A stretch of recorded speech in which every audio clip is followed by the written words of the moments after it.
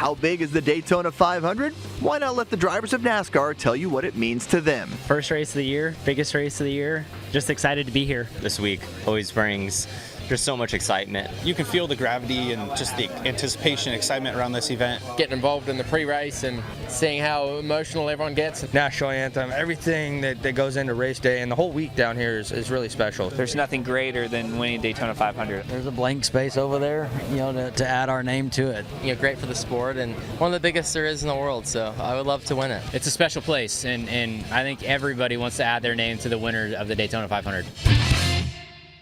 This is Action Sports Jax, Road to Victory Lane. Was that your name that you were taking a picture of? Yeah, it's still on there. You always got to check, 'cause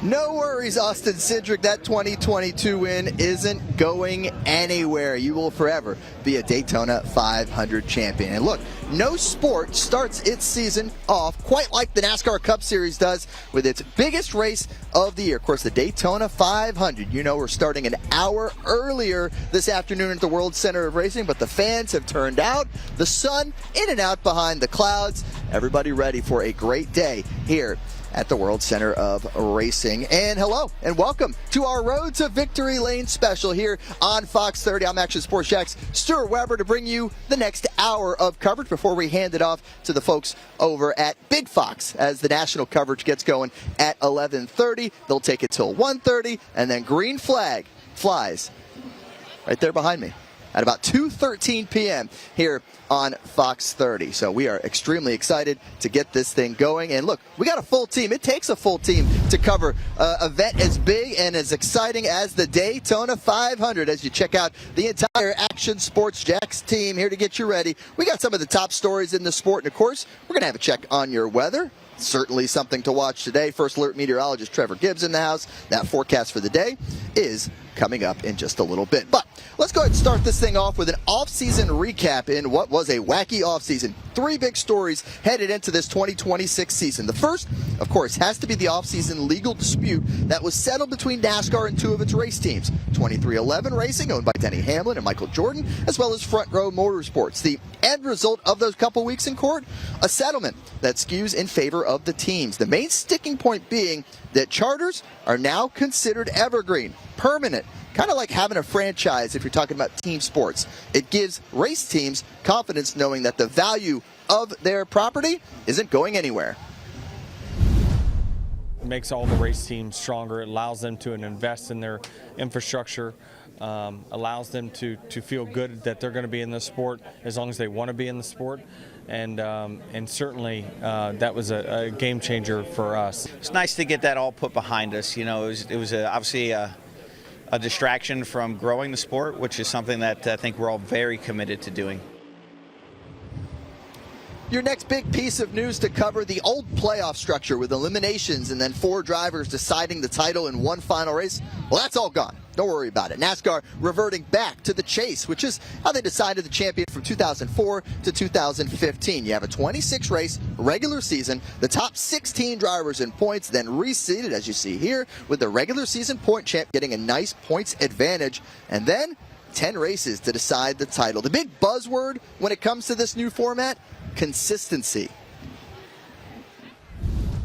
It's just going to reward those guys that are consistently up front, and hopefully we can be one of those teams. So, yeah, I'm excited for the format. Truthfully, that's the one I grew up watching too, and I've never raced on anything outside the playoff format, so I'm just excited to try something new. I still think you're going to have to perform at a really high level, to really have a chance to win. So it's going to be your same crowd. It's not going to change a whole lot. Hopefully we're a part of the mix when it comes to the last 10 and can put together 10 really good elite performances, throughout the last couple months. Finally, the third big storyline, and well, this is a yearly one. It's all about the schedule shuffle. New to the schedule, a street course in San Diego. They're going to be racing on the Naval Base in Southern California. As you see, those renderings look pretty cool. Out Mexico City, that's not coming back after 1 year. Then, both Chicago and the Charlotte Roval are reverting back to oval tracks, with Chicagoland being revived after a 7-year hiatus and the fall Charlotte race back on the oval. Finally, North Wilkesboro moves from being the All-Star race last year to a full points-paying event, while the All-Star race now heads up to Dover. running the oval. I think at Charlotte is where Gen 7 belongs, and Marcus Smith's arm should feel better now because I've been twisting it for a year, even before we won. Yeah, it'll be super special to go back there, so I'm looking forward to that. Obviously, I have some really good memories from the last time there, and haven't been back since. It's going to be an interesting race, like just trying to see how the next-gen car kind of handles that racetrack will be really interesting. So that is a good refresher on what has happened the last couple months when it comes to NASCAR. How about the last few days when it comes to Daytona? For that, we bring in Action Sports Jax Brent Martineau. He has a good recap of all things Speed Weeks and all the action we've seen on the track so far. Yeah, absolutely, and we know the weather is a big story here this week on this Daytona 500 day, but the weather pretty good throughout the week for Speed Weeks, and that's good. I can hear the wind, too. Maybe that will be a factor. We'll ask Stuart about that in just a little bit at the Speedway today. The week starting up on Wednesday again this year, the practice in the morning and then front row qualifying under the lights, and for the first time in his 2 decades in this race, Kyle Busch is on the pole. Now it's time to try and snap the 0 for 20 drought. Can he win the Daytona 500? It's the kickoff to the season, and it's our sport's biggest race. You want to win that race, and there's been guys that have won it before, and like me, guys that haven't won it before. So hopefully we're the ones to change that around this time. I will see if he can do it. That put Busch in the interesting position Thursday. Protect the car or race for a dual win and 10 points. Oh, crash, and it's LaJoie. And he hits hard up into the turn 3 wall. As it so often happens, one chaotic duel, the other remained calm. In this case, the first duel with the Rex, Corey LaJoie, a hard hit, and he missed the 500. Joey Logano would win that one. More on that in a moment, which means duel 2 would remain calm for the entire 60 laps. Smooth sailing. The 9 car gets the win with Chase Elliott. One bit of drama here. The 62 car was in position to earn the last open spot, but loose air hoses bump Anthony Alfredo out of the race. After the race with the post-race inspection, BJ McLeod is in.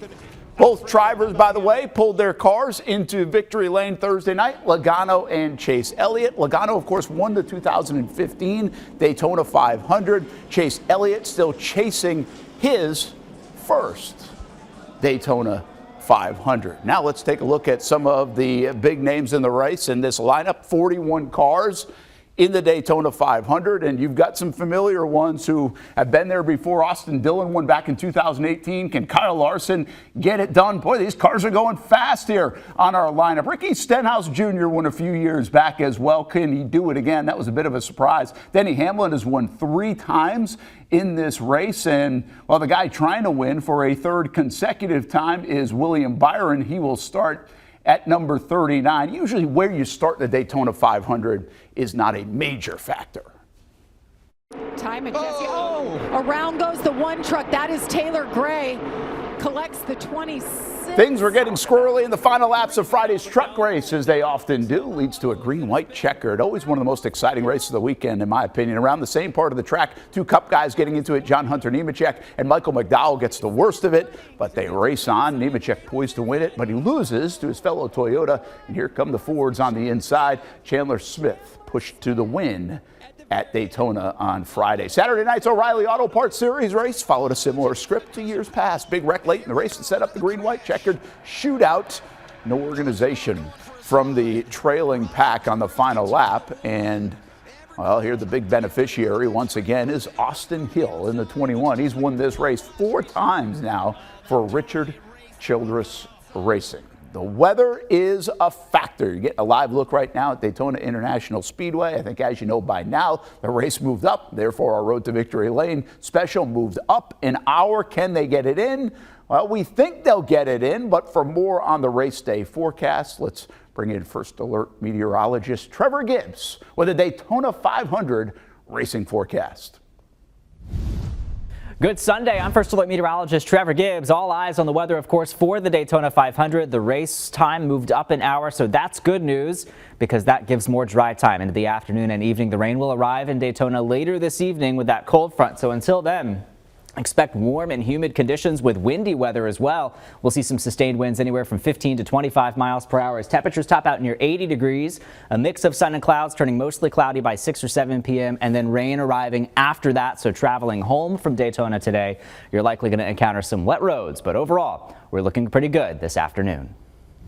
Oh, that's pretty good stuff that they're going to hopefully get it in. We've had so many Monday finishes in the past and long days at Daytona. This year's Daytona 500 marks 25 years since the sport lost the legendary Dale Earnhardt Sr. Why his legacy carries on today, a story coming up next. And Daytona International Speedway, the place to be, all the festivities, kicks off the 2026 NASCAR season. Yeah, we'll have the story of William Byron as well. Can he do what nobody's been able to do in the 2026 Daytona 500?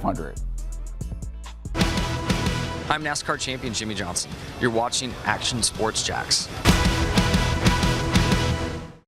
You're watching Action Sports Jax, Road to Victory Lane. I told the folks that run the racetrack here over the years I'd do everything but sing the national anthem. I don't know what's left. There are plenty of folks that would gladly drive the race car for Dale Earnhardt Jr. and Junior Motorsports. It means a lot to me. Dale Jr. once again back in the Daytona 500. All right, we're not going to see him behind the wheel again, but for a second straight year, the car he owns with Junior Motorsports, driven by Justin Allgaier, will be carrying that number 40 here on a Sunday. Welcome back to Daytona International Speedway and our Road to Victory Lane special as we get you ready for the green flag to drop around 2:13 right here on Fox 30. So keep it with us for that. When it comes to the Earnhardt name, it certainly carries so much significance here at the World Center of Racing, from Dale Sr. in the past to now Dale Jr. And it has been 25 years since losing Dale Earnhardt Sr. in that 2001 race on a last lap crash. Earnhardt's death sent shockwaves through the sports world. Dale Sr. certainly a driver who transcended auto racing. Now 25 years later, his impact still felt in the sport today. Well, his legacy, the legend of Dale, will always live on, and it's amazing to see, you know, the amount of people that just are moved and touched by what he was able to accomplish while he was here on this earth. And he was the ultimate competitor, and the will to win, the intimidator. I mean, to have a name like that behind yourself, it's going to live on forever. I love that shot of a young Austin Dillon and his brother Ty in victory lane at the 1998 Daytona 500 when Dale Sr. finally broke through after 20 years of trying. The iconic visual of every crew lining pit road to congratulate the three-car for finally winning the race that eluded him for oh so long. Action Sports Jax Dan Hicken covered his fair share of Daytona 500s over the year. He provides a little insight on what the garage was like back in the day when Dale Sr. ruled the roost. They called him the Intimidator, and one look at Dale Earnhardt Sr. would tell you why. Back in the 90s, though, the drivers, they were much more accessible to the media. Back then, we would walk through the garage, sort of hover around the pits, waiting for one of them to be done around their cars and grab a couple of minutes with an interview. I can remember one instance where Sr. was eating a sandwich, and we all waited patiently. I think the boys didn't mind making us wait for extended periods of time, but I can honestly say he never turned me down. Some days, though, Dale Sr. would be glib and tell great stories. Other times, he might just get a few-word answer. You just never knew.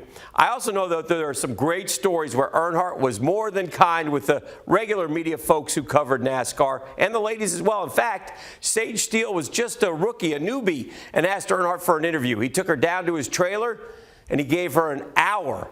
Unprecedented, but very cool. You know what? It's been 25 years since his death, but covering Dale Earnhardt was something that you never forget. One of a kind, and you almost sort of feel like the sport has never really been the same since that fateful Sunday in Daytona.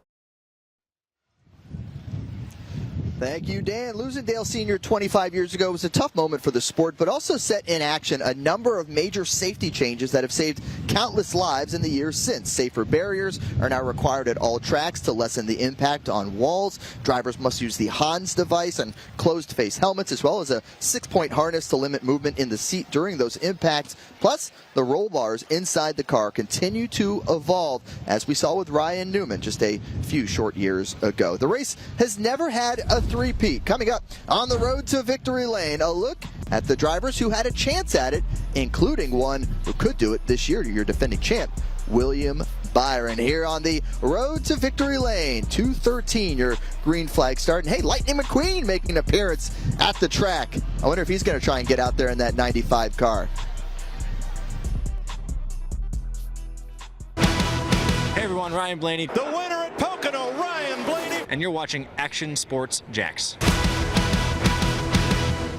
You're watching Action Sports Jax, Road to Victory Lane.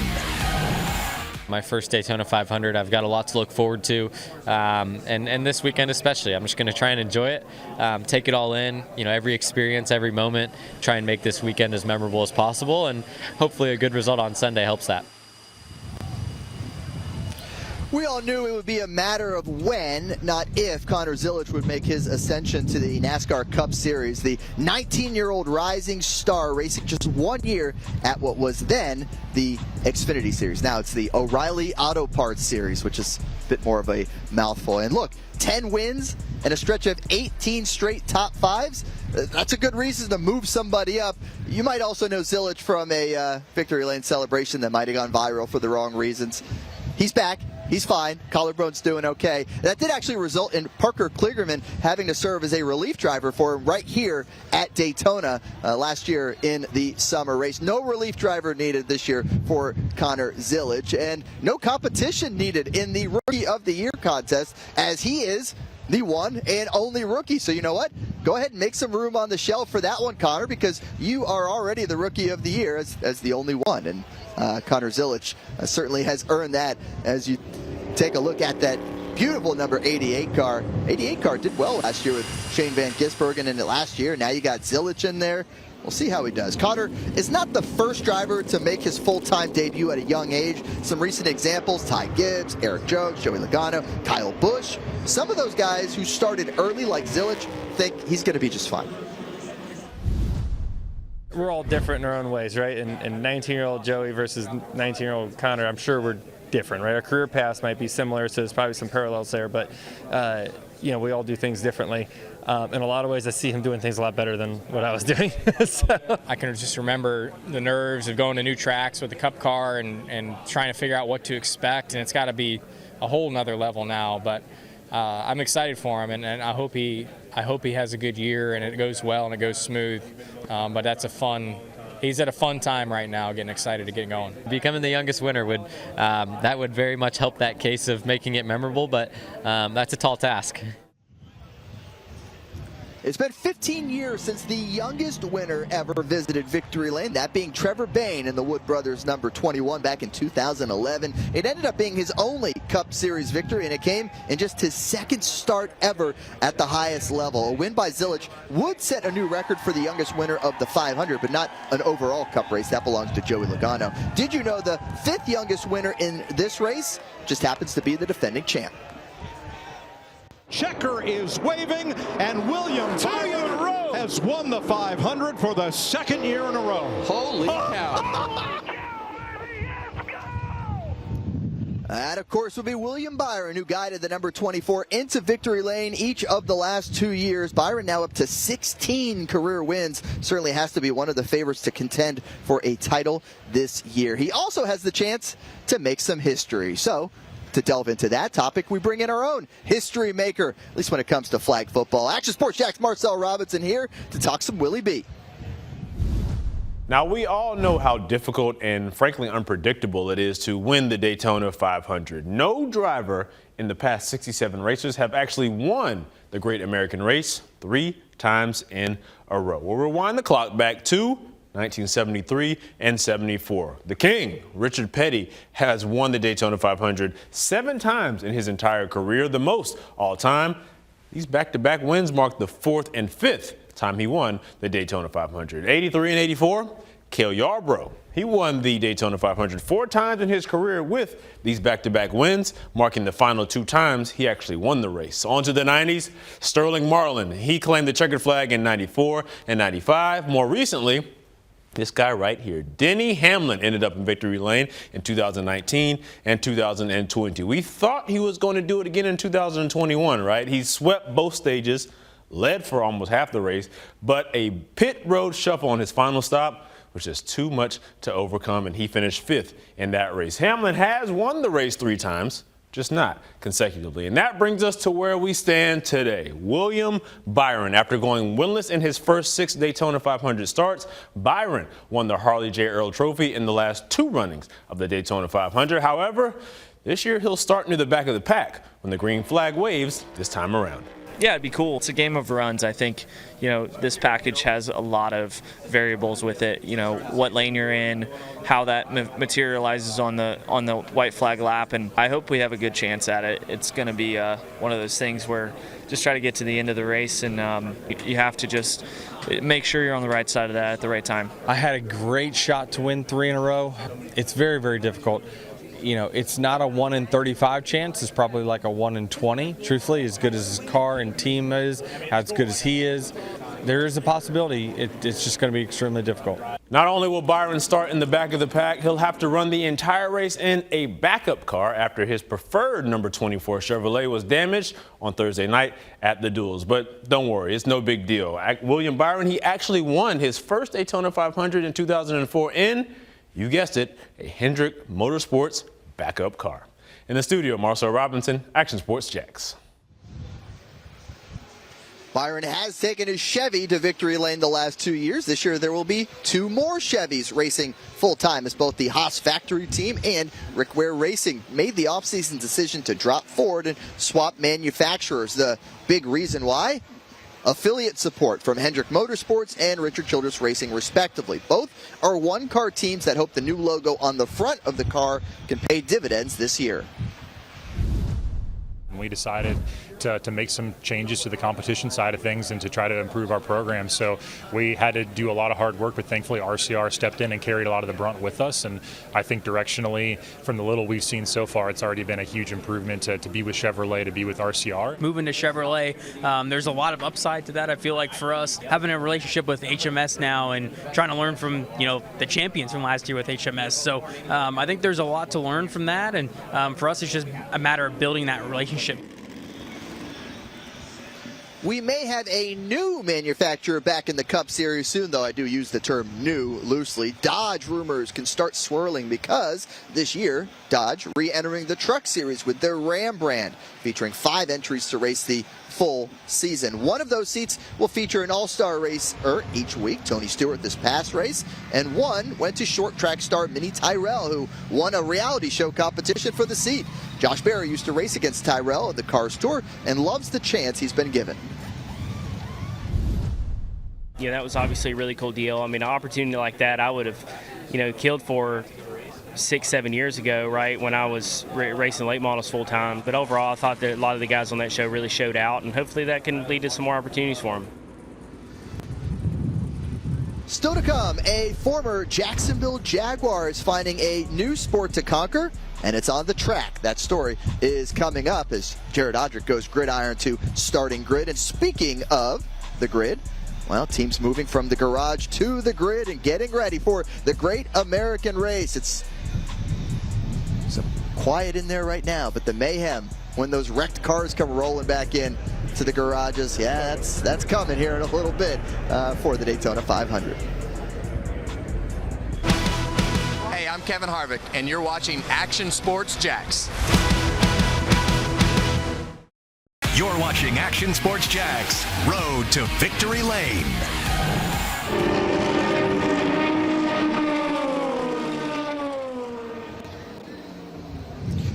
Less than a month ago, it was the sports cars taking over the World Center of Racing. The Rolex 24 Hours continues to grow every year. Once again, set an attendance record in 2026, a 4-day attendance of 180,000 fans packing the house right here at Daytona. Welcome back to the Road to Victory Lane. That twice around the clock endurance challenge, by the way, featured Connor Zillage and AJ Allmendinger when you're talking about NASCAR Cup Series drivers hopping into those sports cars. And look, it's no surprise with all the road course racing that is now a big part of the sport that you're starting to see different drivers find different ways to work their way up the system and find a spot here when it comes to the NASCAR Cup Series.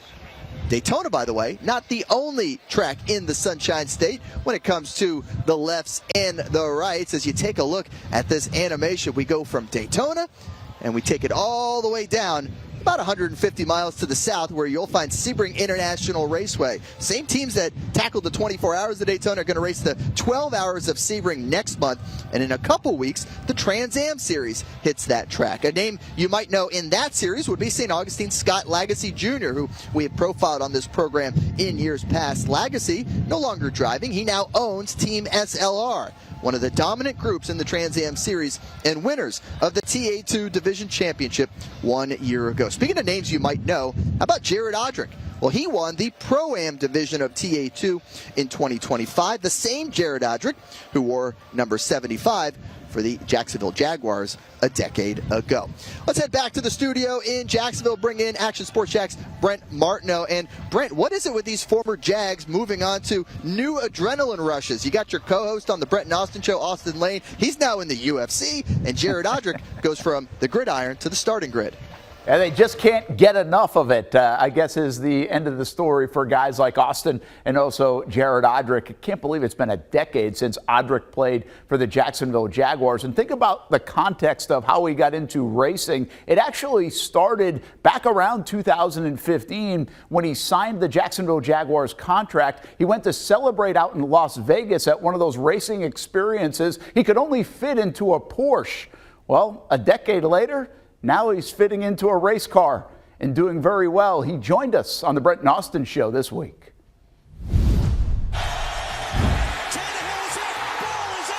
From sacking quarterbacks to racing at speeds up to 170 miles per hour, Jared Odrick doesn't mind putting on a helmet and buckling up a chin strap. It's putting yourself in a situation where your mistakes have repercussions. If the risk isn't real, then you aren't either, right? So if you're doing something without any risk, well, then you're not developing yourself. And I don't think you're actually, for me, it's not a life worth living if I'm not putting something at risk. After an NFL career with the Miami Dolphins and Jacksonville Jaguars, Odrick's life after football turned into life in the fast lane. What are your goals is what they asked me. And I said, well, I want to be a real deal driver. I don't want to be this, quasi-celebrity driver or football player that just happens to fit in the car. The idea to drive started during the pandemic, and Odrick landed in the driver's seat of a race car in the Trans Am Series. When it comes to stock car road racing, max horsepower with no ABS, no traction control, what you're dealing with is analog racing, and what you're dealing with is driver development, and that's what we get a lot of young NASCAR kids, because now 1/4 of NASCAR's racing schedule is road racing. And all he did last season was end up on the podium 9 times and in victory lane on 4 occasions. That led to a championship in the TA2 Pro-Am Challenge. The adrenaline of winning a race or the adrenaline of sacking a quarterback or your best moment in football, which is better? Yeah, no, that's tough. That's really tough because when you get that feedback from the crowd for sacking a quarterback, there's really nothing better. It's like hitting a home run. But winning a race is pretty intense. I'd say holistically, winning a race and winning a championship is probably giving me a more fulfilling feeling that isn't so fleeting like a sack. So short term, I'd take a sack, but season long, I'd have to go racing. Yeah, pretty cool story. You can read an entire article and watch our entire interview with Odrick, by the way, on actionsportsjax.com. Another football to the fast lane update for you. We profiled Jaquan Bailey a couple of years back when he was making the transition from Iowa State's career sack leader to a NASCAR pit crew member. The former Reigns Vikings standout is entering year number 3 as a tire carrier for Chris Buescher's number 17 car with RFK Racing. He has come into the racing side of things, into a pit role, and has performed at an incredibly high level instantly. He's been one of those that just took to it like a fish to water, right? Buscher will be one of a handful of cars running a special Greg Biffle-inspired number font. More on the racer gone too soon is coming up next on this Road to Victory Lane special. We're live on Fox 30. We're live at Daytona International Speedway as well. And if you've never had a chance to be on the high banks and see how steep it is and enjoy the festivities of Speed Weeks, you got to put it on the bucket list. Hey, I'm NASCAR driver Kurt Busch. Kurt Busch wins the Daytona 500. Wow. And you're watching Action Sports Jax. You're watching Action Sports Jax, Road to Victory Lane. Hopefully we can go give this number a special ride. To win the Daytona 500 in its own right is career-making, but it would add a little bit to it knowing what is on the side of a race car. Number 16 cars never won a Daytona 500. Oh, what a story it would be this year if A.J. Allmendinger could guide his number 16 car to the checkered flag. Many of the cars in today's field will have a number 16 decal riding along to pay tribute to Greg Biffle.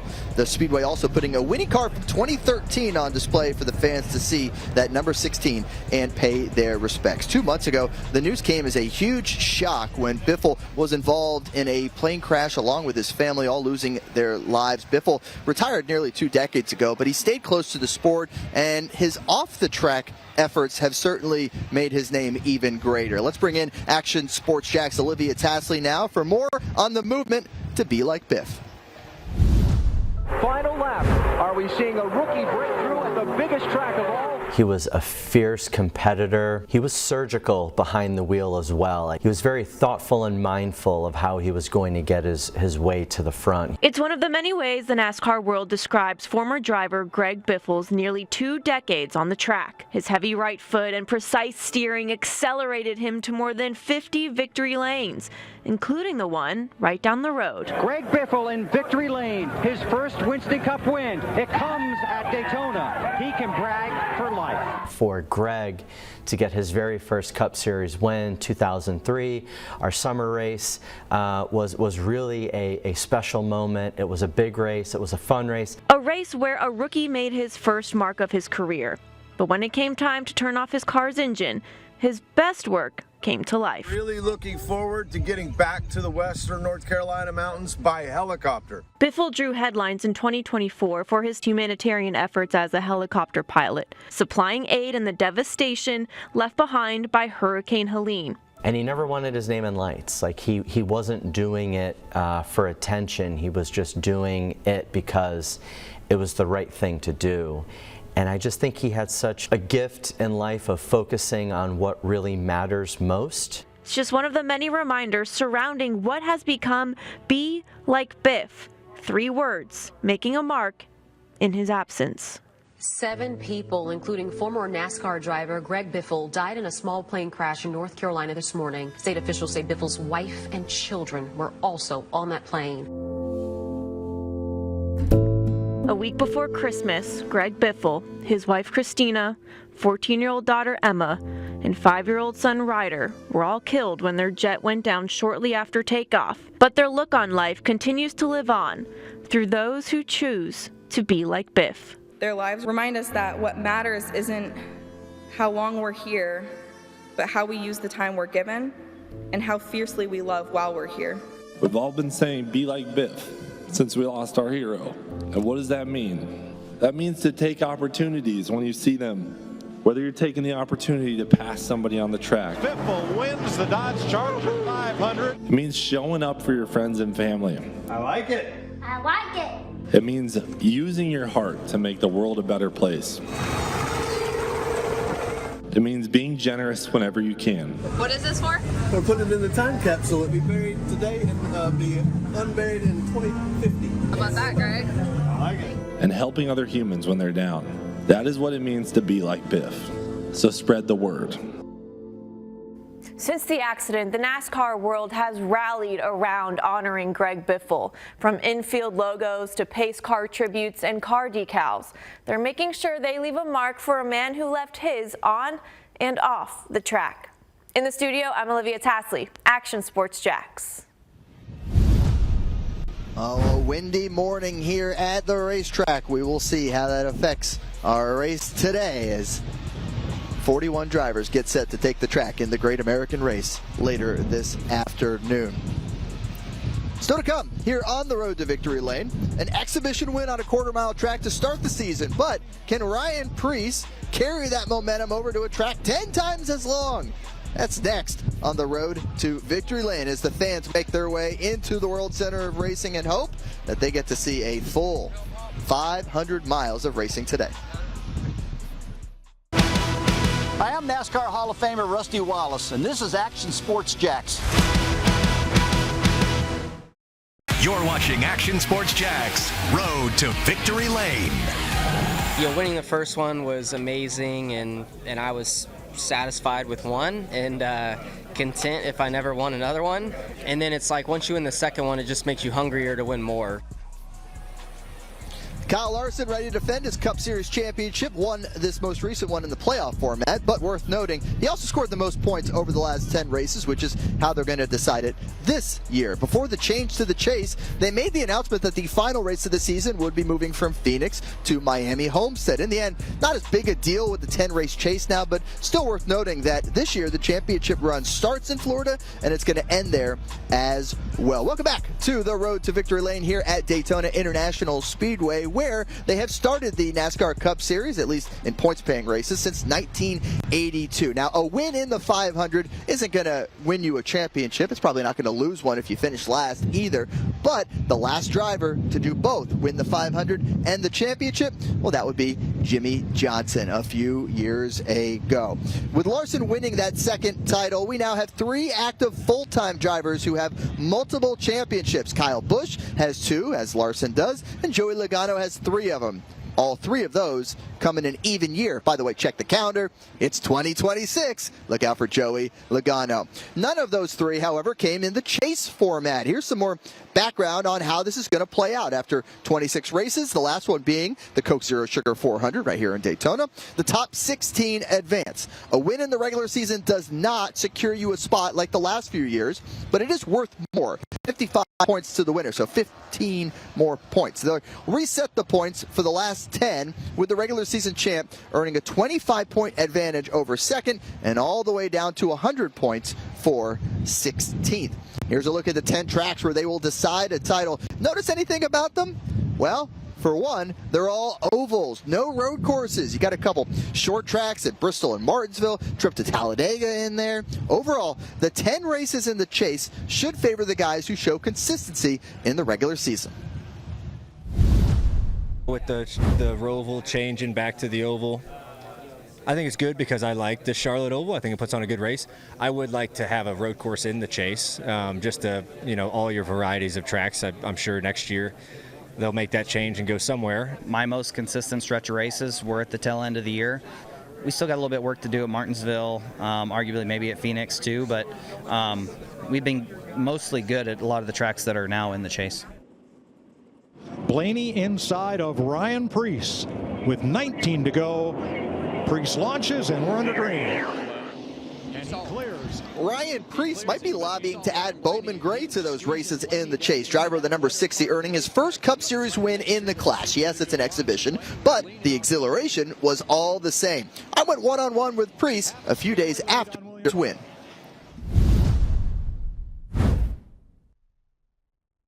Or anything outside of the Cup Series level, I've won a lot, and I have this passion, this burning desire to win. And a lot of the guys on our crew, their backgrounds are pretty new to the Cup Series, and I'm not 100% sure on their backgrounds before that. So for me, what I noticed is it put this same burning desire that they have, that they experience now, and they want to do it again.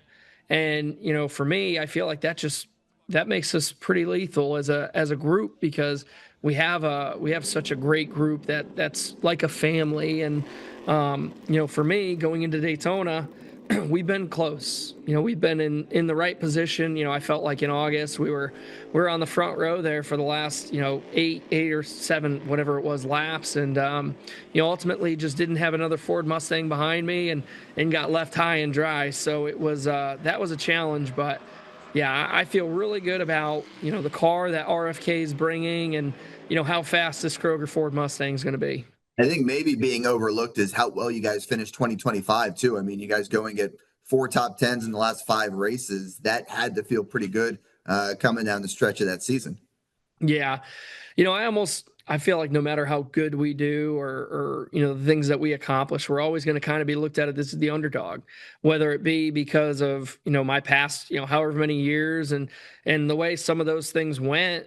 But I've always known that if we can get the right team and the right people and keep working on, speed and me keep working on me, that we're going to be a contender each week. From a driver perspective, how different is that atmosphere of the Great American Race? I mean, Daytona's just on a whole nother level.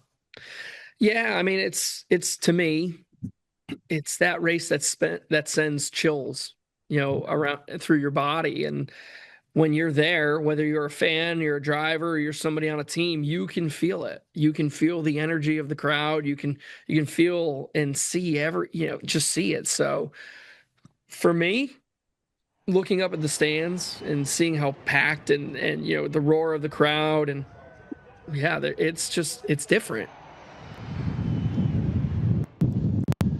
Good stuff there with Ryan Preece. For more extended conversations, you're going to want to check out the Cup Date. 30 minutes every week on the Action Sports Jax 24/7 network as we talk all things NASCAR Cup Series. The Frisch family's been so huge, and the whole Seabass family. And going up to Jacksonville last year, touring the facilities, seeing everybody was so big for us. And in NASCAR, it's big when sponsors stay committed and come back for another year. Last year, the Cup Date followed the journey of Ty Dillon in that number 10 Collard Racing Chevy, of course, sponsored by Jacksonville's own Seabest Seafood. Pretty cool to see Seabest back for more here in 2026. We take the white flag here on the road to Victory Lane. Up next, we'll toss around some names for who fills that empty spot on the Harley J. Earl Trophy. That is coming up next.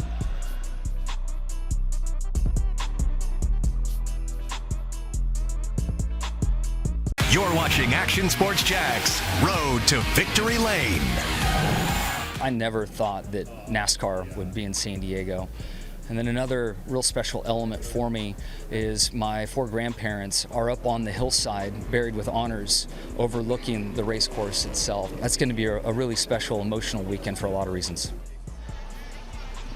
We mentioned the race in San Diego, and what a homecoming it's going to be for the 7-time champ Jimmy Johnson, co-owner of Legacy Motor Club. Saturday, by the way, Johnson announced that next year's 500 is going to be his final Cup starts. Only 3 Cup starts to go, 2 500s, and that street course race in San Diego. There's one other street course race, by the way, on the schedule. That would be the Craftsman Truck Series heading across the state to St. Petersburg in a couple weeks.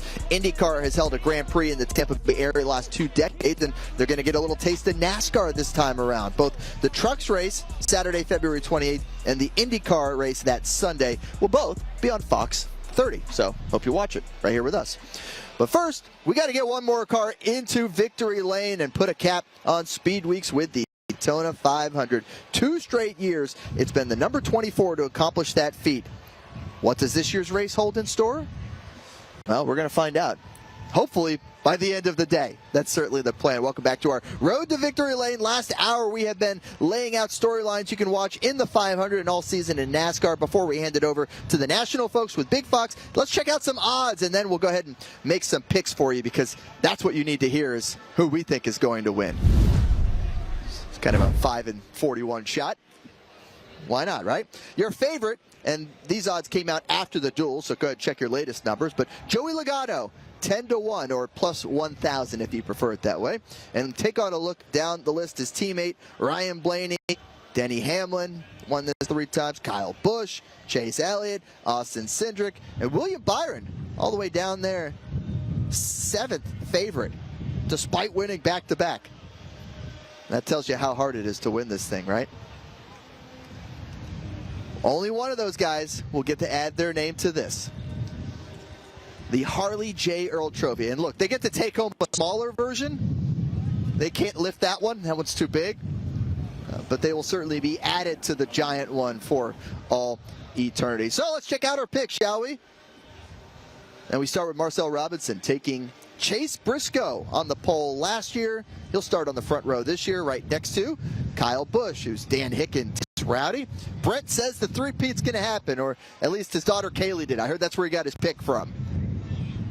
Olivia, she might be on the other side of the world, but she sent her pick in. She's taking Joey Logano, and you know who I'm taking. I'm taking Ryan Blaney.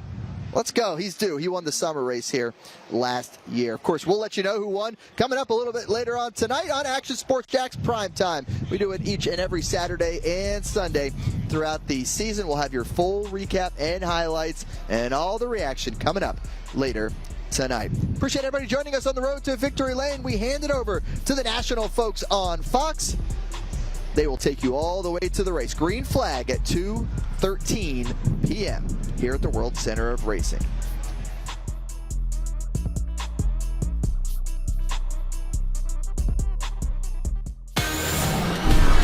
Thanks for watching Action Sports Jax Road to Victory Lane.